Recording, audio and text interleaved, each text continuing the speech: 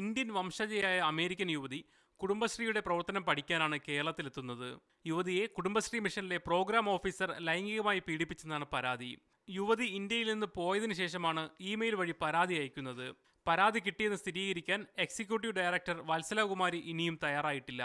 എന്നാൽ ആരോപണത്തെപ്പറ്റി അന്വേഷണം നടക്കുന്നതായി അവർ സമ്മതിക്കുന്നുണ്ട്. ആരോപണവിധേയനായ പ്രോഗ്രാം ഓഫീസർ LDF കാലത്താണ് ഡെപ്യൂട്ടേഷനിൽ കുടുംബശ്രീയിലെത്തുന്നത്. എന്നാൽ UDF സർക്കാരിന്റെ കാലത്തും ഡെപ്യൂട്ടേഷൻ നീട്ടിക്കൊടുക്കുകയായിരുന്നു. ആരോപണവിധേയനായ പ്രോഗ്രാം ഓഫീസർക്കെതിരെ ഇടുക്കിയിൽ നിന്ന് സമാനമായ പരാതി ആഭ്യന്തരമന്ത്രിക്കും ലഭിച്ചിട്ടുണ്ട്. വനിതകളുടെ ശാക്തീകരണ സംരംഭമായ കുടുംബശ്രീയിൽ ഇത്തരമൊരു പരാതി വന്നത് തന്നെ ഞെട്ടിച്ചുവെന്ന് മിഷനിലെ എക്സിക്യൂട്ടീവ് അംഗവും മഹിളാ കോൺഗ്രസ് നേതാവുമായ ബിന്ദു കൃഷ്ണ പറഞ്ഞു. സ്ത്രീ ശാക്തീകരണം ലക്ഷ്യമാക്കി സംസ്ഥാന സർക്കാർ രൂപീകരിച്ച കുടുംബശ്രീ മിഷനിൽ ഇത്തരമൊരു ആരോപണം ഉയർന്നു വന്നത് അങ്ങേയറ്റം ദൗർഭാഗ്യകരമാണ്.